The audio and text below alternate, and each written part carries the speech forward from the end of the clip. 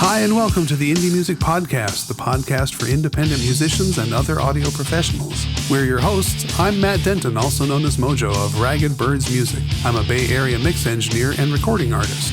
And Douglas Reynolds of Resonance Mastering, a mastering engineer in Bloomington, Illinois. Welcome to Indie Music Podcast, episode 227. Tonight, Matt and Doug have Rick, aka Elyot, on the show.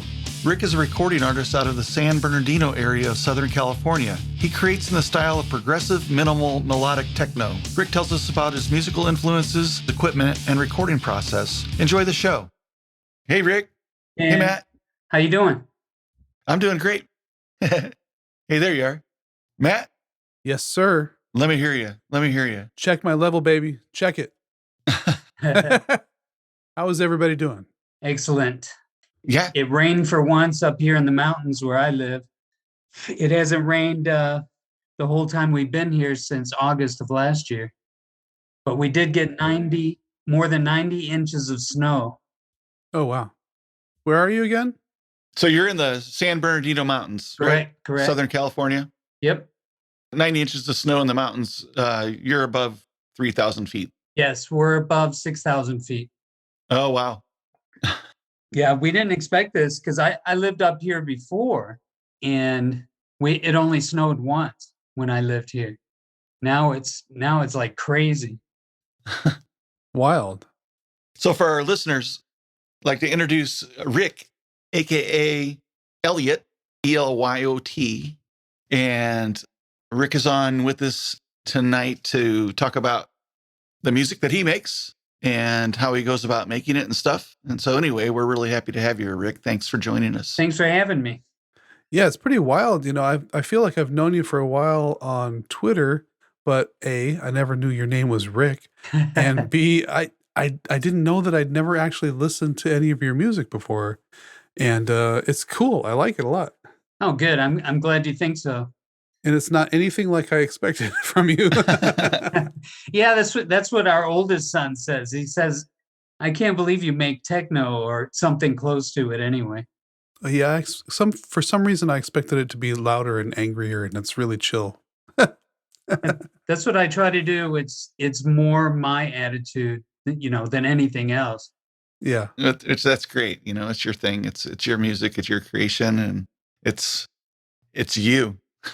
It definitely is, but it's synthesized from things that I've listened to throughout my life and like the Beatles, of course. Everyone listened to the Beatles, Pink Floyd, Led Zeppelin, all of that, plus the other things that I like when I work out or when I drive, things that make me feel calm and secure.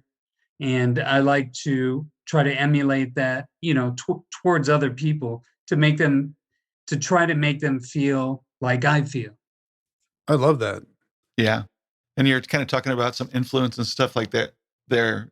I read that Magnus Biggerson of Solar Fields is kind of your primary, the artist who got you interested in electronic music in the first place. That's correct. Well, in the first place, it was really Mannheim Steamroller because in the 70s, they started experimenting with Moog synthesizers, and they would mash it up with Renaissance type instruments. And it's pretty neat because they would go back and forth they would play the same thing first on the chamber music, and then they would play it with the synthesizers. And I'm like, wow. I'll never be able to do that. And I was like in my early 20s back then. I could never even think of buying a synthesizer, back then. So I just enjoy listening to it. And who doesn't like classical music? I mean, that's the foundation of everything, I think, that we've listened to throughout our lives. The Beatles also, incorporated that in their music. George, what's his name? Their manager, producer. Oh, I was going to go Harrison, but I was going to say Harrison too. No. I forgot his name, but he was the one who injected the symphonic music into the Beatles. If George you've ever Martin, listened, he was the fifth Beatle, basically. Right, exactly. So my point is that's what got me interested in it. But I never thought of making it myself until I started listening to Magnus and Solar Fields. And I would do my runs, with the Army to condition myself at least, 3 or 4 times a week. And that's all I listened to. So the euphoria of the run plus listening to the music really made an impact on me. And I never thought to make it myself until my wife bought me the master class for deadmau5. Nice. And I'm like, wow, you know what? I can do this. This isn't that hard. It's just the same thing, but using a different instrument. So my wife bought me my first Moog, and I've been collecting tons of them ever since then, and making the music that you've heard, with the synthesizers and guitars.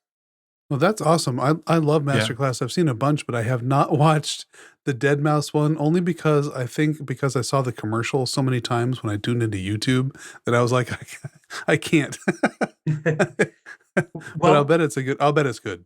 Have you ever heard his one track, Imaginary Friends? Probably.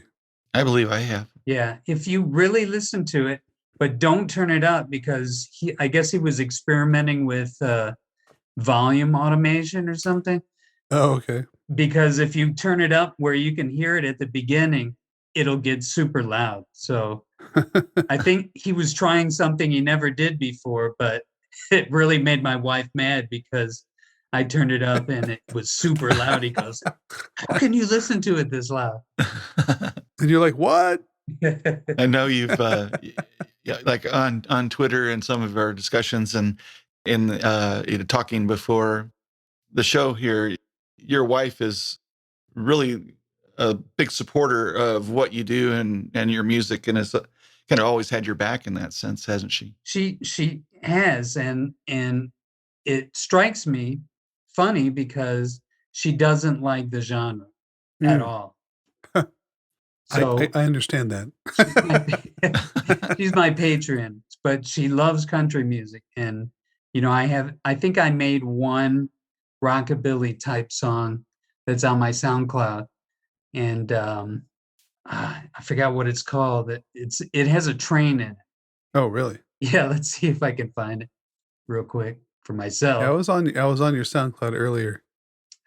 It's not the Rat Trap one. Let's see. Actually, you got a lot of tracks on there. I do, and it would be hard to pick out the one. It's Rattlesnake Rat Trap. That's one of them. Oh, okay. And that was homage to Civil War era type music. And let's see, it was about 11 years ago I made that. But the one that's rockabilly, Diamondback Rat Trap. And let's see, I'm trying to find it. I'm sorry. But it's terrible when you can't remember your own music. Yeah, no. Now you're for our listeners, Madball Scotsman is your moniker on SoundCloud and other social areas. Yes.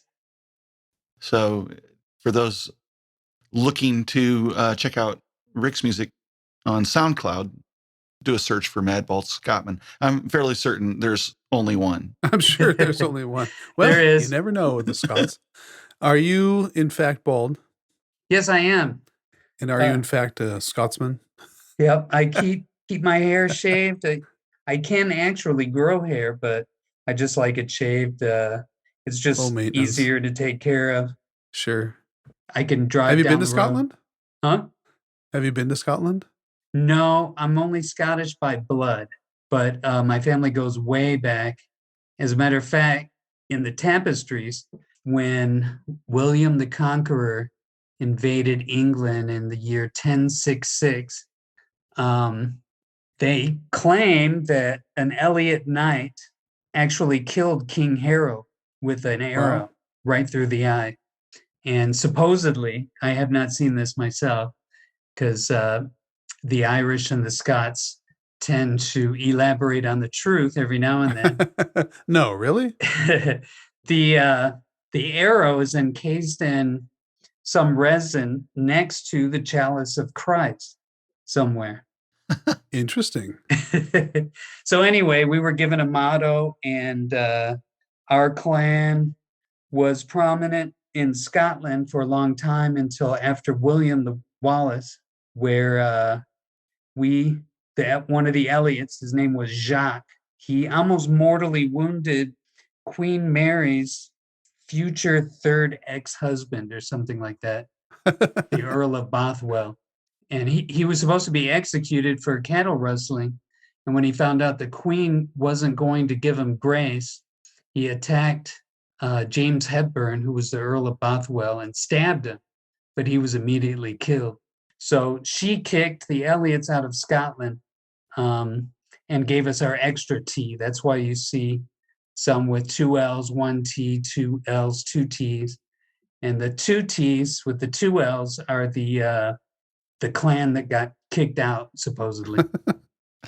Well, that's a lot of history for somebody who hasn't been there. I've been there a couple of times. I love Scotland, and I challenge you to put that on your bucket list. I definitely will, but I want to take my wife to Sicily, where her family's from, before I go to Scotland. Fair enough. Yep. I also wanted to mention that you're retired from the military. Well, you're retired, but you're retired from the military as well, and also with combat deployments. Correct. So you're a veteran, and you run a marathon every week. Do you still run a marathon every week? No, I slowed down. I retired from the military 3 years ago after 33 years, and I haven't really ran since. But I do. Can't blame you. I know. I hate running. I used to lie to myself, But I still work out with kettlebells. I have 2 certifications with kettlebells. The Russian Kettlebell Challenge, which is RKC, and another group called Strong First, ran by the person who started the RKC, Pavel Tsatsouline. He was on Joe Rogan not too long ago. He did a really long interview. But he was a master of sports for the Spetsnaz soldiers when the Soviet Union was still up. So he knows what he's doing. Nice. Well, I love kettlebells. We've had chats about that before. That's true. I remember. But I'm getting back into that. And I'm eventually going to start running again, but I'm not a big fan of cardio. I'm more of a fan of strength. That's 6,000 feet. Right. I'm the same way. Oh, yeah. Yeah. Cardio is different up there. It is much different. 5-minute runs. I used to run up here and then run down in the valley for my PT test for the Army and run consistent 7-minute miles. Wow. But I wouldn't be able to do that if I conditioned myself down in the valley. I would be running 8-9-minute miles. Wild. Let's talk a little bit about your process, because it's different than most people I know. You are using analog synthesizers for the most part. Tell us a little bit about those. Right. And how you do that. Well, I did use software for a long time, so I got used to using MIDI. But I like to perform, and a lot of the ways that I come up with my ideas is by jamming. Oh, so okay. I would create a rhythm loop that I like, and then just start jamming with the bass. Just 3 or 4 notes with my left hand or my right hand on a synthesizer. But the whole time I'll be recording the MIDI. So I think Ableton is the DAW that I use now, but I used to use Pro Tools, but Ableton seems to support my process better because of one of the things that it does. It uses cells. So you record within the cells instead of on a arrangement view like most of us are used to using, if you're not familiar with Ableton. So No, I'm not. So I'll jam until I get something that I like. but then I'll record the MIDI, and I can put what's called an external instrument on a MIDI track, on that MIDI track, and then I can play any one of my synthesizers with that. So I could have 5 or 6 tracks running, playing a different synthesizer after I jam with it, with that synthesizer or a different synthesizer. I can choose, whatever synthesizer I want. And most of the time, what I'll do is I'll use Moog Matriarch, which is right in front of me. And I'll use that to print the MIDI, and then I'll choose a different synthesizer with an instrument that I like. For instance, the Typhon Dreadbox has really nice basses in it. And for plucks, any synthesizer will do. But the Yamaha MOXF has good basses as well, bass instruments. So I'll either use my Typhon, my Sub 37, or a Yamaha to play the bass. And then I'll just flip through, presets that I'll change later. And I usually change the ADSR mostly. And the reason why I do that is because you can't automate the filters or the ADSR on most synthesizers from the DAW or DAW. So I like to have my hands free to print the audio and manipulate those parameters myself in real time. Well, that's cool. Yeah. You mentioned that you might record on guitar and then later record the audio as MIDI. And I'm wondering, what are you using for audio to MIDI conversion? It's in Ableton. You can print MIDI from an audio track just by pressing record on the MIDI track and using the audio track as the source. And it doesn't always work right, but you can still find happy accidents that way. So a lot of times I'll go ahead and print from the audio track to the MIDI track, which will print MIDI notes. And if it's not right, then I'll just rearrange it on the MIDI track to have something that I do like that will work. But there's nothing wrong with a 32nd note or even a 16th note off the grid. Well, that's pretty fascinating. Yeah. Yeah. I've never heard of that before. It's fun. And if you go from the guitar to a keyed instrument, no one else is doing it, So you might have something. I mean, this is my thought process. One might have something that no one else has or can't do on the keys. But if you print from an audio track guitar, you might have something that no one else has, Yeah. Huh. That's wild. I love that. Sounds very innovative. I love how you describe your genre, if you will. And I guess this is out of necessity for the platforms that you distribute your music on, but progressive minimal melodic techno. Yes. I mean, that so deserves maybe its own discussion, but yeah, can you tell us about Yes, well, only because of the influences for one thing, but as you know, most main genres and even the major subgenres have gatekeepers and purists. And, I don't have anything against that because it's a good thing, really, to have gatekeepers, more or less. Agree. Now, some people have a little bit information and think they know everything about it for any subject. Right. But, for something like techno, for instance, it is a set in stone thing, really. So I can't really just call it techno, even though I put it on the SoundCloud website because they don't have my genre on there. But that's as close as I can get. So I'll put minimal techno or techno. And no one really has called me out on it, but Deadmau5, for instance, Boris Brejcha, Ann Clue, they were calling their music, well, maybe not Deadmau5, but Boris and Ann, they were calling their music techno, and they had to duck, because all these people, it's not techno. So just to cover my butt, I call it that, so I don't get a lot of negative comments coming my way. I'm so naive. I can't even picture techno purists coming out of the woodwork. I think we should let the music speak for itself. Explain that genre title. Agree. And play something here. What do you think? That sounds good. Yeah. So your tracks are kind of long. I'm thinking I'd like to just play one full through and just do one tune. Okay. If that'd be cool. And I really like this Deus Ex Machina. So if that would be cool, I'd like to play that tune. Okay, that's fine. That's great. Okay.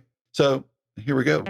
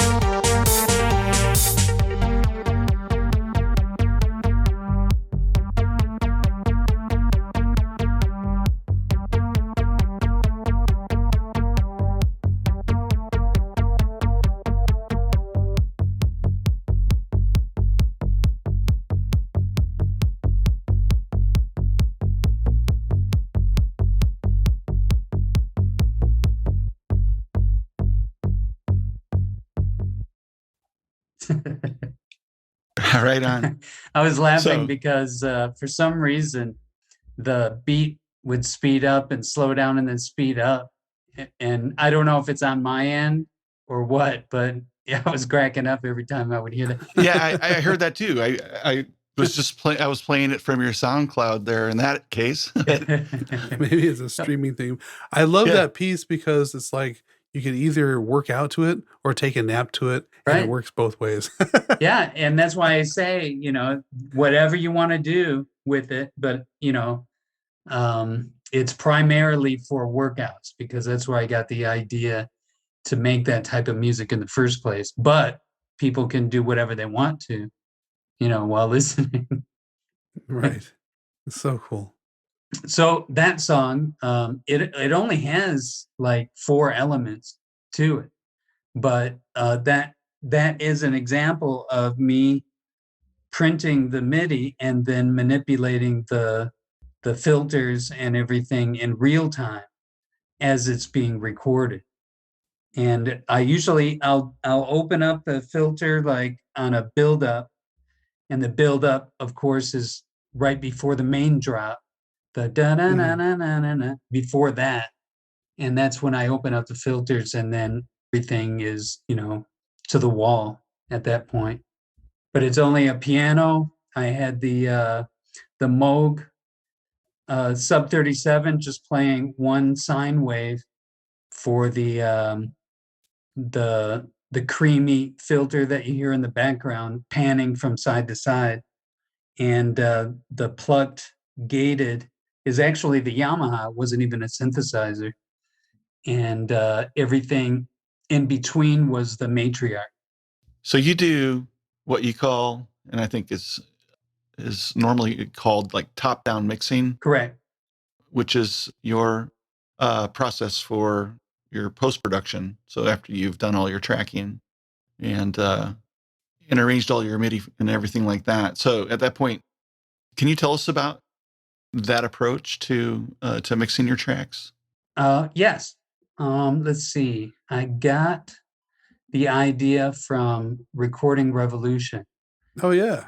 And he got it from his teacher, and Mix Coach is his online persona. And gosh, what is his name? Why don't I remember his name? But he's in Nashville right now. He moved from California. Kevin is his first name, but it was his idea first, and so I started doing it about 11 years ago. And what I do is I'll have my mix bus or my master chain already on my master, and I'll have 2 EQs, 2 or 3 compressors to taste, and then some enhancements, and then I'll usually have a tape emulation. And Kevin Ward, that's his name. I'll have tape emulation after that, and then I'll have my limiter, and temporarily I'll have my Sonar Works at the end, and I'll also have a utility so I can switch to mono and listen to for anything that's out of phase. But I only have initialized the EQs, and I'll have the limiter about halfway up to what it's going to be at the end. But and you understand that.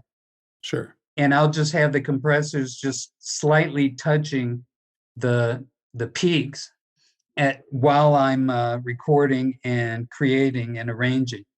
So I don't dial any of that in until the end, but I will have them engaged a little bit while I'm recording and creating and arranging. So how do you envision that? Do you envision that more for color or more for just kind of dynamics control? Mostly leveling first. Mm-hmm. And also I want to cut out at least to 30 hertz while I'm doing it, because I don't want all the sub going on and muddiness. I'll also notch out somewhere between 150 hertz and 250 hertz. I'll have a little valley there just to clean up some of the muddiness while it's going on. So I know what's going on below that, because that's where most of our energy comes from. And I don't want it to distract me from everything else. Yeah, that's a good idea. So you're just pulling that stuff out of the way, somewhat temporary, so you can balance and mix based on what's you're hearing left over without having that sub bass in the way. Correct. And then bringing that back in, near the end of the process. Correct. And anytime I open up a new project, it's my default chain. But, I always use the same EQs and limiters, but I'll change the compressors and the enhancements, like shelving, for instance, and even the tape emulation. I'll change that out probably before I'm done, or keep the same ones. It's according to how the music sounds to me, or how the compressors sound to me. Yeah, that's a cool way to do it. I'm kind of curious now. Are you using mostly stock plugins? Because I don't know Ableton at all. Or do you have favorites? I have favorites. FabFilter is what I really love for EQs. I think Slate Digital has a new one out that I tried to use, but it's so much like FabFilter that I just go ahead and keep the FabFilter on there. Yeah. But I do use Slate Digital compressors. And they're very, very good. Yeah, and I do still always use the FabFilter limiter, mostly probably because I'm used to it, and I've used it more than any other limiter. I tried Isotope for a long time, but after listening to some of my mixes and masters after using it, it just had this crunchy high end that I didn't like. Interesting. Yeah, so when I started using the FabFilter one, I never heard that, so I just keep using that one. I'm curious, with your top-down approach and having limiters in place and all this stuff, and then dialing that in, do you process it secondarily to master it, or are you done when it's done? Well, I'm glad you asked that, because we've talked about this before, I think, about the left side of the brain and the right side of the brain, the creative side and the technical side. And if you go to the technical side, your brain wants to stay there because it's not random access mode, it's read-only memory now. And it doesn't want to go back to the creative side, and it'll use all the tricks that it knows to keep you on the technical side. So unless you're aware of this, and I don't have any scientific evidence to prove this, but it's a theory, but it seems to be true. So if you're aware of this, you're least susceptible to it. If you don't know it, you might go and get a snack, or you might go play with your dog, or because your brain wants to stay there.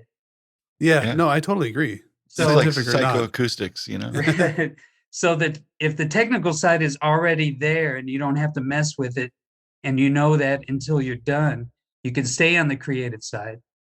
And then most of the technical side is already being taken care of.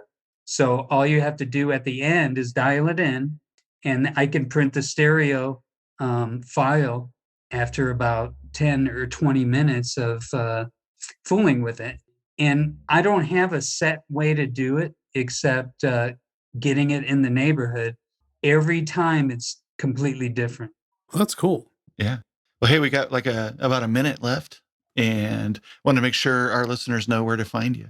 I appreciate that. I'm mostly at my house every day, so they can just so just Madbald Scotsman on SoundCloud, and I'm Madbald Scotsman on Twitter as well. And I'm a nice guy. I'm not stuffy or anything like that, and I'm a human just like everybody else is. The same basic needs and wants. I've definitely, we've been hanging out on Twitter for a couple of years now. Yeah. And, yeah, for sure. Yeah, you're like a friend, Yep. Yeah, we can hang out. Great to have you on the show. Come on by. We'll barbecue and have a couple beers. Something like that.